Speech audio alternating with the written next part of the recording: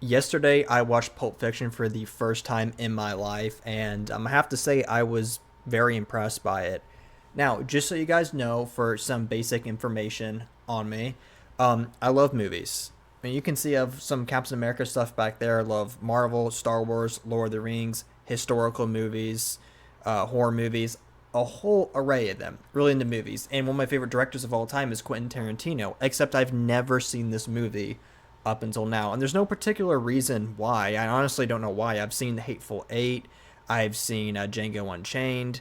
I have seen Inglorious Bastards, which is one of my favorite movies of all time. Not to go off topic here, but Christoph Waltz, his role as Hans Landa is one of the best performances I've ever seen. He just embodies that role so well. Anyway, about Pulp Fiction. So you have two main characters. You have Vincent and you have Jules, which one is played by John Travolta and the other is by Samuel L. Jackson. They do a fantastic job of playing these roles. It's not too serious and they're not too funny where you can't take them seriously when you need to. They have great chemistry on screen. I absolutely love it. There's nothing better in movies like this where characters have these amazing chemistries and you can tell that that goes beyond the screen. And there's a lot of movies I watch, and as much as I like Marvel, I kind of stopped watching it in the recent years because it feels very fake. There's too much CGI.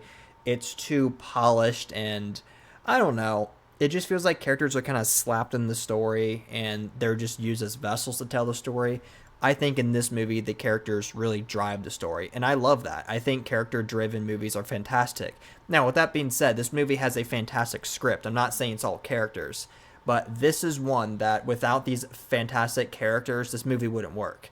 It needs to have these perfect characters and these perfect actors, and it does. I love it. Sorry, boys and girls. I'm just trying to get comfortable here.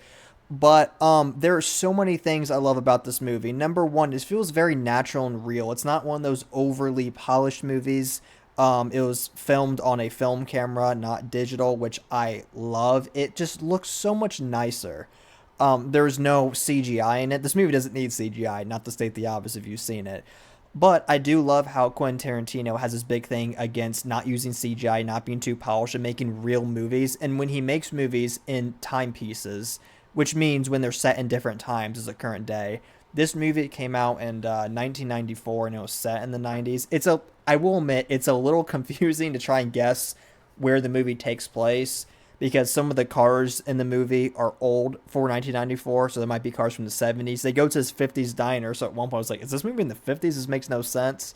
But you can hear music in the movie that came out in the 90s. But anyway, aside from that, it's a very good looking movie. It feels very natural, and I love the way it's shot. He had a few really good camera angles. Like there was a scene where Jules and Vincent were about to go into the apartment at the beginning, and Quentin had this shot where he was down the hall, and you could see the camera shaking a little bit. It felt very natural and almost amateur in a very good way. And it's not this overly polished, smooth camera angles, a bunch of cuts. He has some, and he does this in Glorious Bastards, where when characters are talking, instead of cutting to their faces, he'll move the camera when they're talking.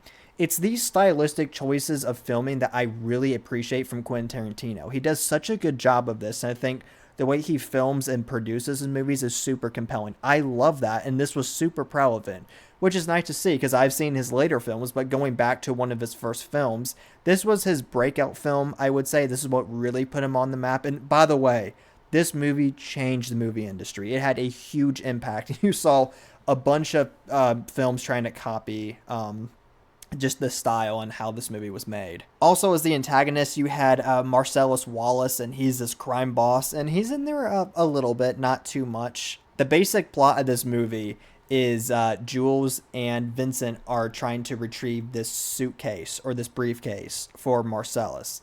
And it's shot in a non-linear way. So at the beginning, it starts in this diner, and that's also where the ending of the movie takes place. And this couple, it's Honey Bunny and Pumpkin. Those are their names. Love it, by the way. They end up shooting up the restaurant. Yes, they shoot up the restaurant, you know.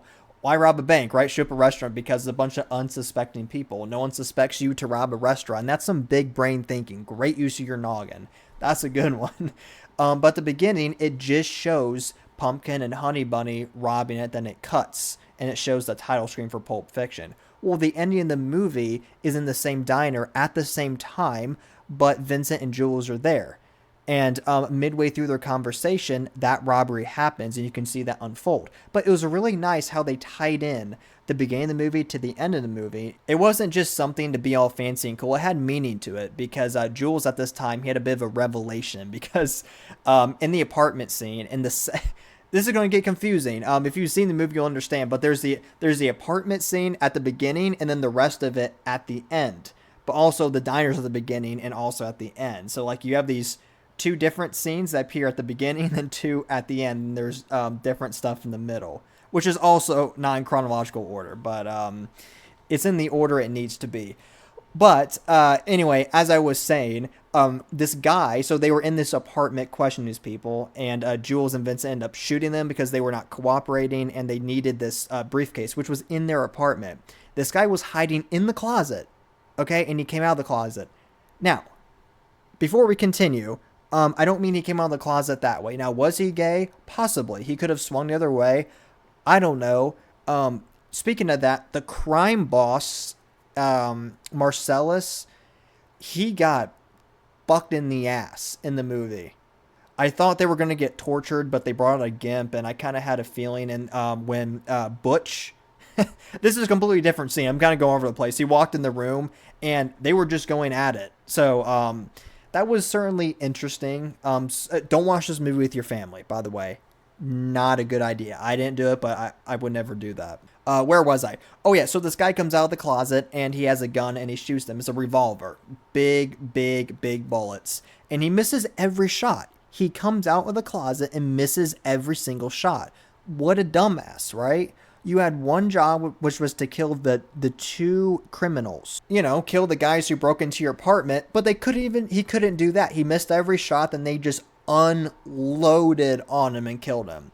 And then Jules had this revelation. It's like, you know what? That was an act of God. I'm saved, right? So that leads into the later part of the diner scene at the end of the movie, where he's done with this whole crime career with Marcellus, right? And the robbery happens. And you can see, instead of just shooting the guy in the diner on the spot, because Pumpkin and Honey Bunny, they had guns, and they were pointing guns, telling everyone to give them their wallets. And prior to this incident where Jules was changed because somehow all the bullets missed him, and he thinks he should have been dead, he would have shot him on the spot or done something despicable, right? But since he's a changed man, he tried to help him. He gave him $1,500 and let them walk out, right? So it was more of a it was a scene about his character. That's why you saw it at the beginning and at the end. And that's the whole point, is Jules was leaving that life and was lenient to someone who was in the same business as him. And I use that loosely. He's not in the organized crime business, but he's in the crime business. Same fucking thing, right? And then it also shows that Vincent did not leave that life. And this is where it gets really confusing. This is what I love about this movie, because it's not shot, or it's not presented in chronological order, but it's presented in a way where it makes sense. It gives you the context you need. So prior to that, in a scene that happens chronologically, it happens after the last scene, but in the movie it is before. So Butch, which is this fighter guy, he's played by Bruce Willis, by the way. And he made some agreement with Marcellus, the crime boss, and he's a boxer. So he was going to box this guy, and he was going to lose. He got paid to lose, but it turns out that he did not want to do that. He won, and he broke the deal. Marcellus was very angry, so he sent people to kill him, right? And he had this girlfriend, and there was some pocket watch that his dad, Bush's dad, shoved up his ass during World War II that had a lot of meaning that this girl forgot to pack in this hotel. So he went back to his apartment, suspecting that people were waiting to, pop a cap in his ass, right? And he went there, and there was a really small submachine gun on the table. So he caught this dude with his pants down, right? He picked up the gun, and someone comes out of the bathroom, and it was Vincent, right? It was Vincent, and he shot him. So now you see Vincent's dead, okay? This life of crime killed him. But at the end, since Jules had a revelation about the bolts missing him, he thought it was divine intervention that God saved him. You can see that he was lenient on this criminal in the bar, or sorry, in the diner, who was trying to rob the diner. So at the end, you know that Vincent is already dead and Jules is leaving that life. So you can see the consequences in the ignorance of Vincent, that he kept going with that life, and you know that he will die. But he's not dead, because the scene at the very end happens before the scene I was just describing. And what else is really nice is this movie takes place in chapters. It's super cool. One of the most interesting chapters, which is a little different, is when Vincent takes Wallace's wife, her name is Mia, on this date to this diner, and they end up having like this really awkward conversation. It was great, and they're both super high on cocaine. I'm going to get to that in just a second, by the way. And they have this super awkward conversation, and John Travolta got famous from being in Grease, so obviously he can dance. And they had this like dancing segment, and they won a trophy. It was an interesting scene, and they went back to Mia's house, which I assume is Marcellus's house, probably. He just wasn't there. I don't remember where he was. And then she gets a hold of Vincent's cocaine, and she overdoses. And he has to take her to his dealer's house and put one of those adrenaline shots in her heart, and she wakes up. But that's the last you see of that. Upon first watch with this movie, there's some sections of dialogue or scenes that seem to be random, that don't drive the story. But not every single scene has to be a main plot line. Kind of like when you play video games, right? A video game that only has main quests is fun, but video games that have side quests and things else, other than the main quest and the main storyline you can do, that's interesting. That adds a lot of levels and depth to the game. Quentin Tarantino understands this because he does that with his movies, and he does it so well. Now, they're not meaningless completely, because some of the conversations, they had this one conversation about, I can't remember if it's like McDonald's or Burger King or some kind of fast food that in the US it was called like a Big Mac with cheese, so maybe it was McDonald's, and then in France or something it was called a like Royale with cheese. They have these seemingly irrelevant conversations, but they're not, because it shows the character's personalities. That is how he's conveying to you, hey, this is what this character is like. And sometimes they have these like little banner, sometimes they kind of yell at each other and get funny arguments and stuff. It introduces you to the character, which is relevant to the story, but that dialogue is not relevant to the main storyline. And sometimes I watch movies where every last second has to do with the main plot. They can't just divert a little bit. And when you have little diversions like that of seemingly, useless scenes, they're to drive the characters further. I think that's fantastic. I love how he doesn't shy away from doing that. And he's not shy away from having irrelevant conversations or random scenes, because they serve a purpose. It doesn't have to be the main plot line, or can have a little bit to do with it, but I just love how he does that. Not every little thing about the movie is about this one idea or the main plot line. And I think he's very talented for being able to pull that off, because the wrong director or writer, it could make the movie a mess, an incoherent mess, but Tarantino is able to make, one, a movie that is not presented in chronological order, and two, has sometimes random dialogue or events.